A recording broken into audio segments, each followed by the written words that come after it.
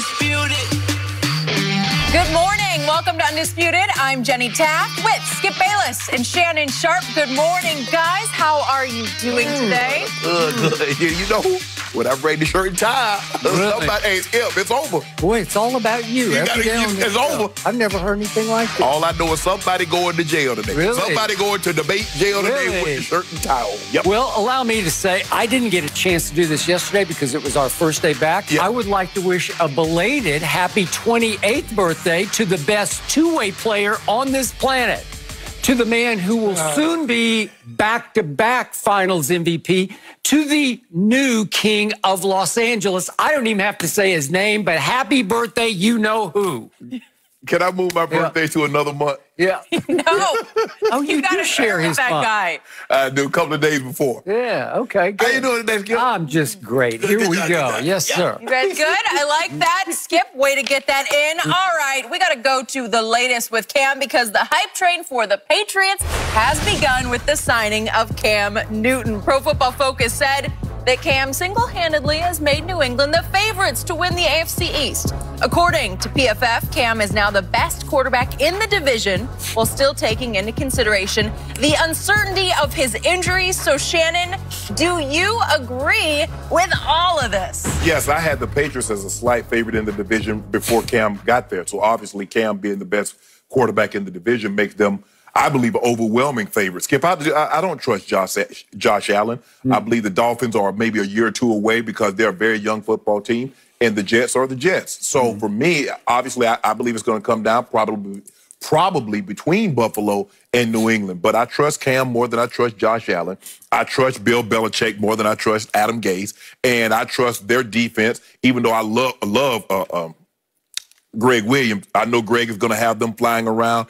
Once they get the situation resolved with Jamal Adams, Skip, we don't know how that's going to play out. Is he going to play this year? Is he going to get traded? So they'll fight to the very end. But from top to bottom, I just trust the Patriots more than I trust anybody else in that division. And what's going to happen, Skip, if you remember when Tom Brady was suspended for those four games, Josh McDaniels called a different game for Jimmy G and Jacoby Brissett than he ever called for Tom Brady. He put those guys on the move. They moved the pocket more than Tom because those guys were more athletic. Well, this is the most athletic quarterback that he's ever coached. So I wouldn't be surprised if they moved the pocket a little more boots, more things of that nature to take advantage of Cam athleticism. They're gonna have to do some work on his footwork. Cam does not have the best footwork. That's why his completion percentage is not where it needs to be. That's why he's not a QBR darling. So those things, with all that being said, I still trust Cam. I still trust Coach Belichick. I trust the Patriots more than anybody else in that division. By the way, quick point of order. Josh McDaniels did briefly get to coach Tim Tebow in Denver. So did he not qualify as an athletic? I don't know. Let me ask you a question. Are you saying Tim Tebow won? I'm just throwing it out. But now back to the question at hand. So, Mr. Sharp. Yes. Let me get this straight. The Buffalo Bills last season, people forget very quickly, went 10-6. Yep. The Buffalo Bills went down to Houston and played a playoff game. They had all sewed up. I thought they had it in the bag. They blew it late. They let Deshaun out of that trap, and Deshaun beat them in overtime 22-19. By the way, Josh Allen, in his first ever playoff game in year number 2 in this league, played pretty well. He threw for 264. He ran for another 92 yards because he's a very athletic quarterback. Would you believe that Josh Allen last year scored the most rushing touchdowns of any quarterback in the National Football League? Is that possible? Yeah. It is, because he scored 9 to Lamar's 7. And we know what an MVP all-time great season Lamar had. So you want Josh him Allen had 9 Oh, you want rushing him over Lamar? I'm just saying, no, I don't. But you are underestimating just how good they were last year. And then what did they do in the offseason? They went out and added Stephon Diggs. We'll just go trade for the guy who had his career year last year for the Minnesota Vikings. You like that? You know they got the Ward up there, right? Hey, he locking folks up. Really? Oh, give him a All of a sudden, Yeah, cool. you've got John Brown and little Measly Beasley on top of Stephon Diggs. Are you kidding me? Beasley only works good against you guys. Okay. That team without Stephon Diggs came to Dallas and dismantled Dallas on Thanksgiving. tore them apart like turkey legs, just ripped it right off. Right? It was the worst beating that my team took all last year at home on the Thanksgiving afternoon stage that they usually own. Am I right? Yeah. Okay, so meanwhile, Bill Belichick makes no significant upgrades or additions to what I think by anybody's account. Addition by subtraction. He got rid of something. Oh, he got rid of two. Wait, you're right. He got rid of two goats. Not just one goat. He got rid of the goat quarterback and the goat tight end. Yeah, the low, Skip. Okay, and all of a sudden, you add Cam Newton, and according to Pro Football Focus, that Cam will be the driving force. Yes, of a team that is now favored to be the playoff team out of the AFC East. Now, Pro Football Focus went on to say that they'll win only... Their projection is for 8.2 wins. So I guess, well, that's what they said. That they even upgraded with Cam. They went from like 7.7 to 8.2. Is that even possible? I guess they're saying that 9 wins will win the playoff berth out of the AFC East. Okay, so now we're back to Cam Newton. I love Cam. I always have. I co-signed on Carolina's got to take him #1 overall. Always been a fan of his. And when Belichick went out and finally closed his eyes and plunged on Cam Newton on Sunday night, I said, that's a great move. It was a great, desperate move because I believe Bill Belichick starts looking at his roster saying, this has 4-12 written all over it with Jared Stidham starting game #1 in place of the GOAT in Foxborough. So I said, okay, that's a great idea. And yesterday I got a little carried away sitting right here in this chair, and I said, okay, I'll move the ceiling for wins for New England with Cam there from 4-12. I'll go all the way up 5 to 9-7. Then last night, I start looking at the schedule. And I brought this up to you because I had not looked back to research it, but I brought it up on the fly because if memory served yesterday on the show, I was thinking, doesn't New England face maybe the hardest schedule in pro football coming up this year? So I look it up. Yeah, it's the hardest based on last year's won-loss records in all of pro football. #1 most difficult schedule belongs to Cam Newton's new team.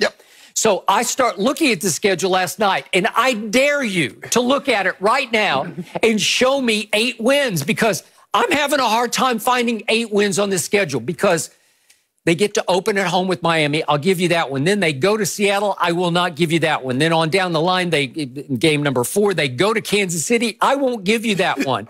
Couple of more games. The 49ers visit Foxborough. Jimmy G returns. I just don't think they're better than the 49ers, and I don't think they can win that game. Then they go to Buffalo. I'm sorry, you can't win that game. You're going to win it. And then at Jets on Monday night is the next game. Okay, is it a win? Are you sure about that? Greg Williams flying at Cam? I don't know about that. Then here comes Baltimore to New England. You got that as a big dub? I don't think so. Then they go to Houston. That's no cakewalk against Deshaun down there. Deshaun plays great against Belichick, as has Cam in his past. And then near the end of the season, they go 2 Chargers and 2 Rams in 4 straight days where they'll just stay in L.A., I'm sure. But they play on Thursday Night Football against the Rams. I'll give you one of those, but I can't give you both of those. And then they have to go to Miami in early December. That was always a big problem for Tom Brady, let alone for Cam Newton. Cam got this. And then there's a big barn burner of a clash on Monday Night Football on December the 28th. Buffalo visits Foxborough. Listen, Sean McDermott has changed the culture of the Bills. It looks like a winning outfit to me. Now they're all for one for all. They seem to love to play with each other. They seem to be tight-knit, unified, a football team that they haven't ever been before. And it's getting more and more talented. They get to end with the Jets at home, and I will give you that one. But by that point, if they have 8 wins, you know what? I will say this for Cam Newton. It will be a minor miracle if he can win 9 games and lift this team into the playoffs. A minor miracle. If he does that, he will be right in the thick of the MVP race because that's how mediocre the rest of this roster still remains. We're going to be comeback player of the year, too. But here's the thing that you mentioned that Buffalo last year was 10-6, and they went to the playoffs, and they had the Texans on the road. They did. On the road. But there's something that happened in 2020. Pardon my writing. It's called expectations. expectations. It got smaller and smaller. Yeah. Maybe they're coming down because Buffalo is starting to grow up, right? I was running out of space. Yes, I've seen that.